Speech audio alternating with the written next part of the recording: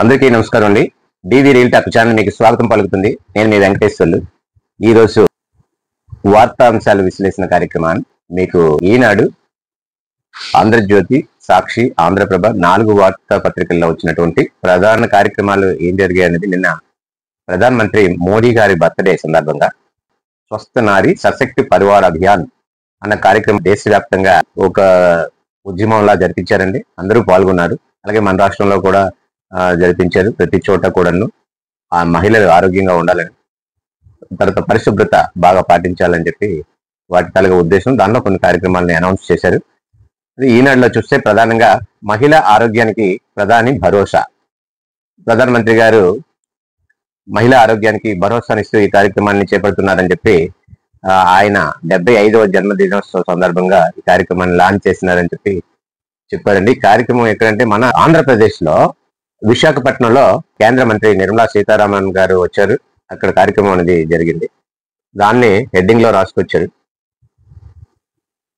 దీన్ని ప్రారంభిస్తూ ముఖ్యమంత్రి చంద్రబాబు నాయుడు అదేవిధంగా రాష్ట్రంలో సమీకృత ఆరోగ్య విధానానికి శ్రీకారం చుట్టనున్నట్లు సీఎం ప్రధాని మోదీ మహిళా పక్షపాతి అని నిర్మలా సీతారామన్ ఇలా అన్నారనమాట.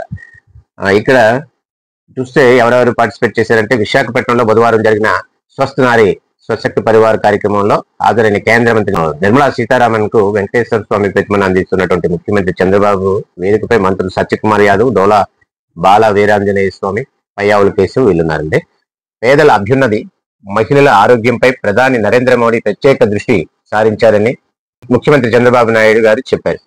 మహిళల ఆరోగ్యంగా ఉంటే ఆ కుటుంబం అంతా ఆరోగ్యంగా ఉంటుందని, అప్పుడే సమాజం, దేశం బాగుంటుందని ఆయన అభిప్రాయపడ్డారు. అందుకే స్వస్థనారి సశక్తి పరివార్ అభ్యాస్ కార్యక్రమం ద్వారా దేశవ్యాప్తంగా మహిళలందరికీ సెప్టెంబర్ 17 నుంచి అక్టోబర్ 2 వరకు వైద్య పరీక్షలు నిర్వహించనున్నారు. చరిత్రలో నిలిచిపోయే ఈ కార్యక్రమానికి ప్రధాని పుట్టినరోజు సందర్భంగా ప్రారంభించడం ఆనందంగా ఉందని చెప్పారు. మోదీ సుదీర్ఘకాలం ప్రధానిగా ఉండాలని ఆకాంక్షించారు. విశాఖలో ఏయూ కన్వెన్షన్ సెంటర్ లో బుధవారం స్వస్థనారి సశక్తి పరివార్ అభియాన్ ప్రారంభం కార్యక్రమంలో కేంద్ర ఆర్థిక మంత్రి నిర్మలా సీతారామన్ తో కలిసి సీఎం పాల్గొన్నారు. మధ్యప్రదేశ్ లో ప్రధానమంత్రి ఈ పథకాన్ని ప్రారంభించి చేసిన ప్రసంగాన్ని వారిద్దరూ ఆన్లైన్ లో వీక్షించారు. ఇక్కడ మధ్యప్రదేశ్ లో లాంచ్ చేశారు ప్రధానమంత్రి స్వయంగా. అక్కడ జరుగుతున్న కార్యక్రమాన్ని ఇక్కడ విశాఖపట్నంలో ఆన్లైన్ లో దాన్ని చూశారనమాట. అలాగే మొదటి పేజీలో చూసినట్టయితే పారిశ్రామికవేత్తలు సహకరించేందుకు 100 రోజుల ప్రణాళిక. నారా లోకేష్ గారు ప్రముఖులతో సలహా మండలి 10 లక్షల కోట్ల పెట్టుబడుల సహకారంపై దృష్టి. లండన్ లో మంత్రి లోకేష్ విశాఖ భాగస్వామ్య సదస్సుకు పారిశ్రామికవేత్తలకు ఆహ్వానం. ఇక్కడ విశాఖలో ఒక భాగస్వామ్య సదస్సు ఏర్పాటు చేస్తున్నాం, అక్కడ రండి అని చెప్పేసి ఆహ్వానించు లండన్ లో ఉన్నారు ప్రజెంట్ ఆయన అనమాట. లోకేష్ గారు అక్కడ వారితో చెప్తున్నారనమాట, మేము 10 లక్షల కోట్లు పెట్టుబడులకి దృష్టి పెట్టాము, మీరందరూ వచ్చి ఇచ్చేయండి, 100 రోజులు ప్లాన్ ఉంటుంది మీకు, పారిశ్రామికవేత్తలకు మేము ఈజీగా పెట్టుబడులు పెట్టుకునేందుకు మీకు అన్ని ఏర్పాట్లు చేస్తాము, దానికి ప్రణాళిక ఉందని చెప్పేసి చెప్పడం జరిగింది. అది అయితే ఇక్కడ లోపల పేజీల్లో ఉన్నారు. జగన్ సహా వైకాపా ఎమ్మెల్యేలు అందరూ అసెంబ్లీకి రండి, అందరూ ఎమ్మెల్యేలకు ఇచ్చినట్లే మీకు సమయం ఇచ్చే బాధ్యత నాది అని చెప్పి ఇక్కడ స్పీకర్ గారు అన్నారండి. తర్వాత పోలవరం 83%, తోటపల్లి 95%, గుండ్లకమ్మ 98% పూర్తయ్యేవి. ఇంకా జీరోలోనే ఉన్న పలు రైల్వే ప్రాజెక్టులు, వివిధ దశల్లో విమానాశ్రయాల నిర్మాణాలు, కేంద్రం నిధులతో చేపట్టిన ప్రాజెక్టులపై గణాంక శాఖ నివేదిక.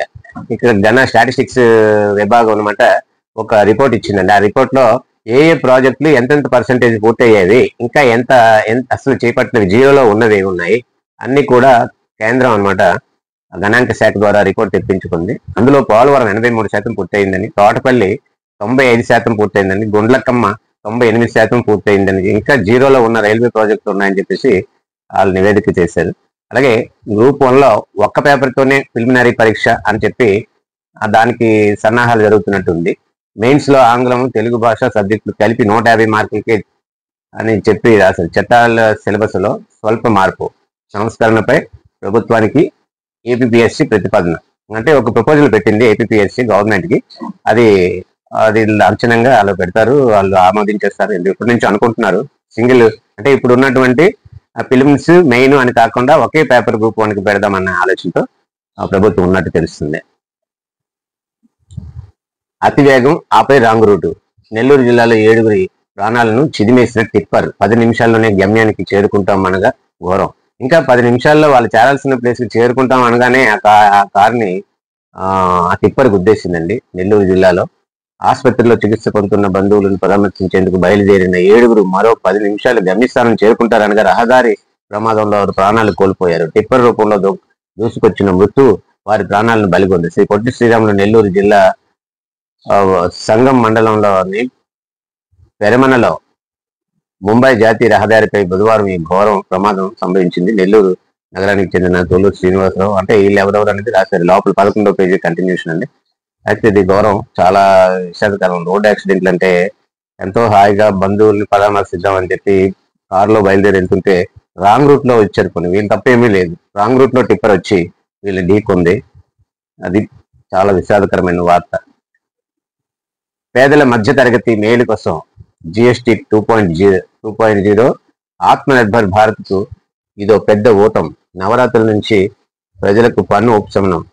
విశాఖ కేంద్రంలో కేంద్ర ఆర్థిక మంత్రి నిర్మలా సీతారామన్ విశాఖలో ఆమె ప్రకటించింది. అంటే ఇంతవరకు మనకు తెలిసి జిఎస్టీ అన్నది 4 స్లాబ్లు ఉండేవి. 5%, 12%, 18%, 28% 4 ఉంటాయి. ఆ 4 స్లాబుల్లో ఇప్పుడు 12, 28 స్లాబులు లేవు. ఓన్లీ 5%, 18% ఉంచారు. కాబట్టి వాళ్ళు ఇది చాలా వరకు వస్తువుల మీద ఏదైతే ఇంతవరకు 28% పన్ను ఉండేదో అవన్నీ 12%కి వచ్చేస్తాయి. కాబట్టి చాలా వరకు వస్తువుల్ని కొనుగోలు శక్తి పెరుగుద్ది. ఇప్పుడు ఉదాహరణ ఎలక్ట్రానిక్ వస్తువులు అన్నిటికీ 28% ఉంటుంది. అవన్నీ కూడా ఇప్పుడు 12%కి వచ్చేస్తాయి. కాబట్టి అవి కొనుక్కోవడానికి అవకాశం ఉంటుంది ప్రజలకు అని చెప్పేసి అది చాలా పేదలకు మేలు జరుగుతుంది మధ్య తరగతి కోసం అని చెప్పేసి ఆమె నిర్మలా సీతారామన్ గారు, కేంద్ర ఆర్థిక మంత్రి గారు చెప్పారనమాట.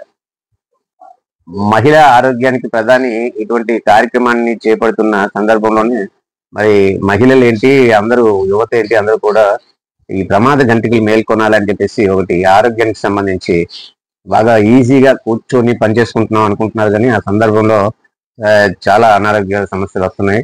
ముఖ్యంగా డయాబెటీస్, ఒబిసిటీ ఇవన్నీ వచ్చి బీపీ అటువంటివి వస్తున్నాయని చెప్పేసి ఒక ఇవి రాసుకొచ్చారు.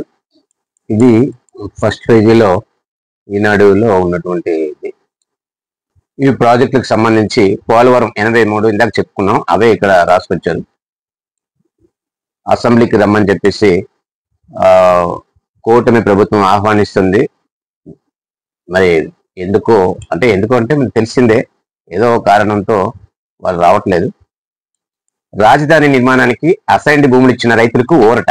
యాజమాన్య హక్కు పత్రంలో పట్టా అసైన్డ్ కాలం తొలగించేశారండి. అంటే ఇంతవరకు పట్టా భూములు అయితేనే ఆ రైతులకి రావాల్సినటువంటి వాళ్ళకి ఇవ్వాల్సినటువంటి అగ్రిమెంట్ వేరేగా ఉండేది. అసైన్డ్ భూములు అంటే అది వేరేగా ఉండేది. అసైన్డ్ భూములు అనగానే అవేవో ప్రభుత్వ భూముల్లాగా వాటికేమో రైతులకి హక్కు లేనట్టు, ఆ రకంగా రైతులు ఎప్పటికీ అవి వాటి మీద జీవించే జీవనాధారం కాబట్టి అది కోల్పోతున్నారు. కాబట్టి ఖచ్చితంగా వాళ్ళకి హక్కులు ఇవ్వాలి. అందుకనే ఉద్దేశంతో అసైన్డ్ అనే కాలం తీసేశారు.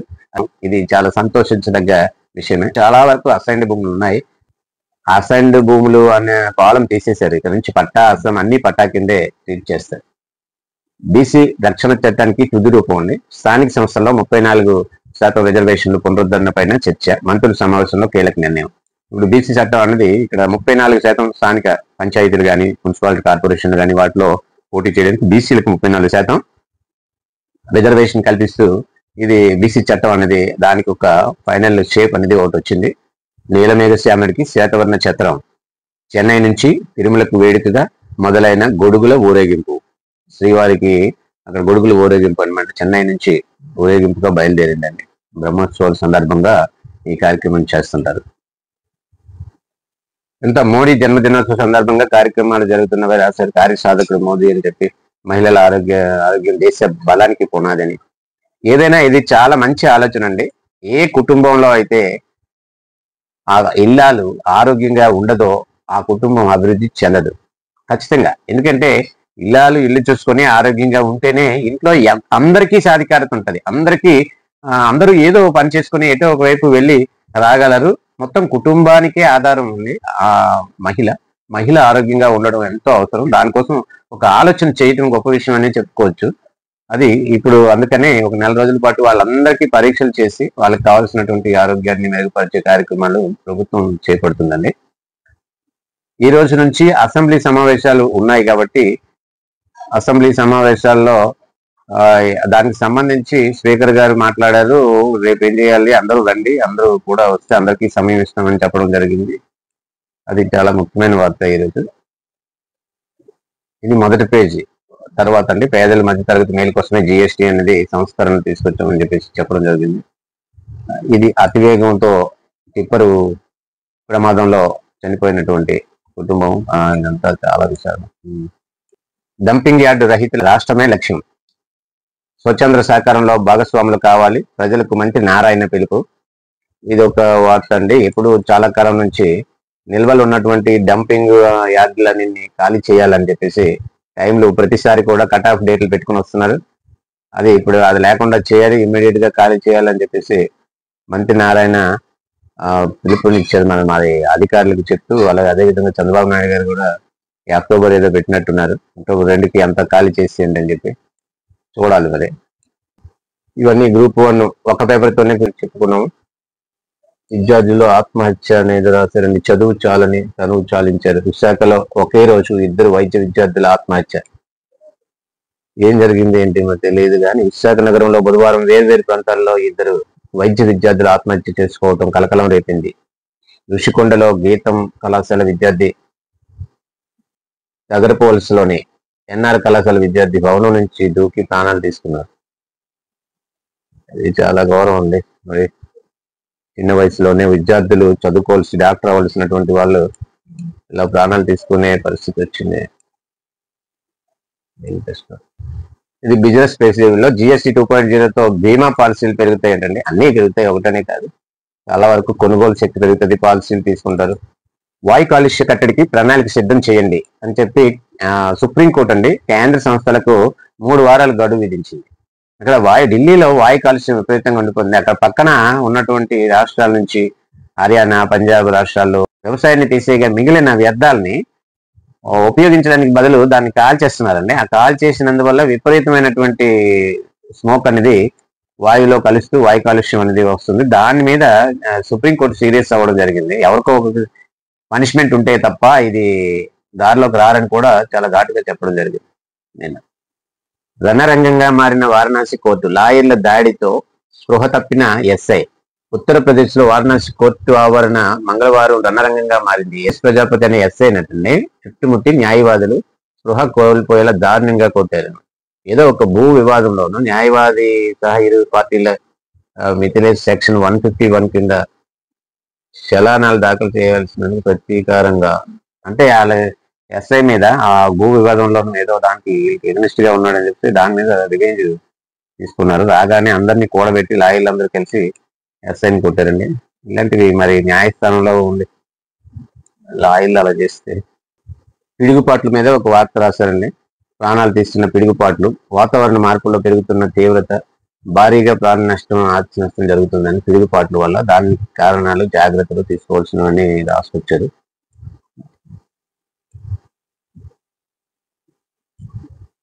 ముంపు బాధితులకు స్వీయ రక్షణపై శిక్షణ, చెన్నై కార్పొరేషన్ వినూత్న ప్రయోగం.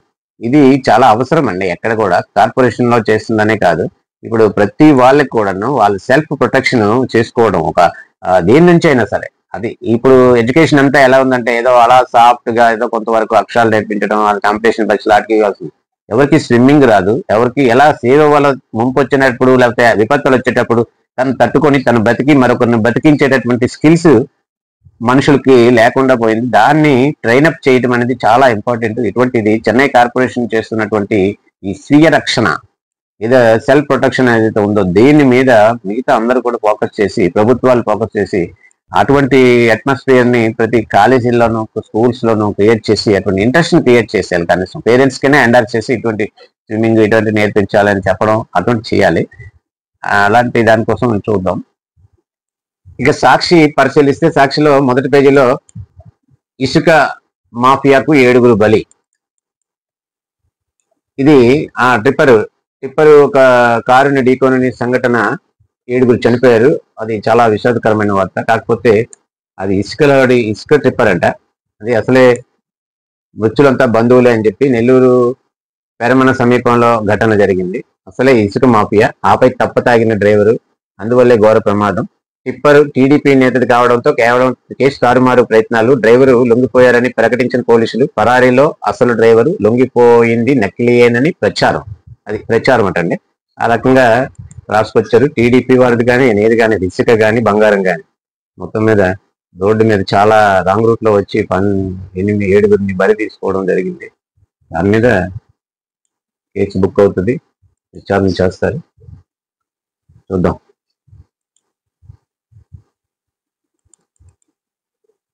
బాబు పీపీపీ ముందుకే. ఇది మెడికల్ కాలేజీ వ్యవహారం అండి. వైద్య కళాశాలలు పీపీపీ మోడల్లోనే ముందుకెళ్తారని చెప్పేసి రాశారు.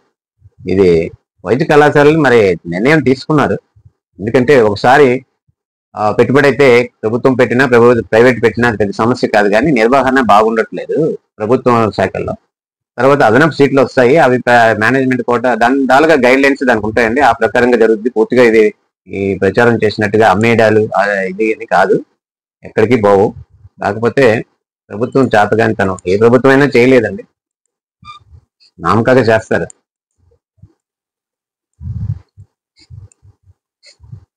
ఏపీఆర్సీ చైర్మన్ నియమించరా అని చెప్పి లోకాయుక్త, హెచ్ఆర్సీ కూడా హెడ్లెస్ గా ఉన్నాయి. ఈ పోస్టుల భర్తీకి మీకు వచ్చిన ఇబ్బంది ఏంటి? రాష్ట్ర ప్రభుత్వాన్ని నిలదీసిన హైకోర్టు. అక్కడ చైర్మన్ పదవిని ఏపీ ఈఆర్సీ చైర్మన్ నియమించలేదని కోర్టుకు వెళ్ళారు. దాని మీద చెప్తున్నారు, ఎందుకు నియమించడం, మీకేంటి ఇబ్బంది అని. అలాగే పదోన్నతుల్లోనూ సర్కారు వక్రబుద్ధి అని చెప్పి సచివాలయ ఉద్యోగుల సంఘం అధ్యక్షుడిపై కక్ష సాధింపు అని వెంకటరామరెడ్డిని పక్కన పెట్టి మిగతా వారికి పదోన్నతులు హైకోర్టు తీర్పిచ్చింది. వెంకటరామరెడ్డికి మాత్రం ఇవ్వాలి, ఎందుకంటే ఆయనకి పూర్తిగా ప్రభుత్వ ఉద్యోగి అయ్యుండి కూడా ప్రభుత్వం మీద ప్రతిపక్షంలాగా పోరాడుతున్నాడు కాబట్టి ఆయనకి ప్రమోషన్స్ ఇచ్చి గౌరవించాల్సిందే. మరి అందుకని రాశారు. ఇంకా ఏమున్నాయి లేవండి. ఇంకా మరి ఇక్కడ సుప్రీంకోర్టు కీలకమైనది, అందులో ఈనాడులో చూసాము, కానీ ఇందులో డీటెయిల్ గా రాసినట్టున్నారు. కొందరు రైతులనైనా జైలుకు పంపండి, అప్పుడే మిగతా వారికి గట్టి సందేశం వెళ్తుంది. పంట వ్యర్థాలను కాల్చివేతపై సుప్రీంకోర్టు ఆగ్రహం. కాలుష్యం మండలిలో ఖాళీలను భర్తీ చేయండి. యూపీ, హర్యానా, రాజస్థాన్, పంజాబ్ ప్రభుత్వాలు కోర్టుకు ఆదేశం. అదే కోర్టు ఆదేశం ఇచ్చిందండి ఈ ప్రభుత్వాలకి. అక్కడ మనం చెప్తున్నాం కదా, ఇప్పుడు వరి పంట అనుకోండి గడ్డి తగలేసేస్తారు, అలాగే జొన్న పంట అనుకోండి ఆ జొన్న గడ్డిని తగలేస్తారు. ఇలాగ మొత్తం ఉంచేటటువంటి దానికి వేరే పద్ధతులు ఉన్నాయి. యాక్చువల్ గా వాటిని కంపోస్ట్ కింద తయారు చేసుకోవచ్చు, కుళ్ళింపు చేయొచ్చు. అంటే ఇదంతా చేయడానికి ఇంత శ్రమ పడడం ఎందుకు? ఇది ఏకంగా కాలిపోతే వెంటనే ఇంకో పంట వేసుకోవచ్చు అని చెప్పేసి కాల్చేస్తున్నారు. అది గాలిలో కలుస్తుంది. వాయు కాలుష్యం అనే ఢిల్లీని చుట్టుముట్టి చాలా ప్రమాదకరంగా తయారైంది. కాబట్టి సుప్రీంకోర్టు కలుగు చేసుకుని ఈరోజు ఎవరికో పనిష్మెంట్ చేస్తే అక్కడ బుద్ధి వస్తుంది, మిగతా వాళ్ళు కూడా భయపడతారు అని చెప్పేసి చెప్పడం జరిగిందండి. 26/11 దాడులకు వ్యూహ రచన అతడిదే. జైషే అహ్మద్ కమాండర్ ఇల్ఖాన్ కశ్మీరీ వెల్లడి. ఇది వసూద సూత్రధారి అని చెప్పేసి ఇతను ఉగ్రవాది, అతను వెల్లడి చేశారు.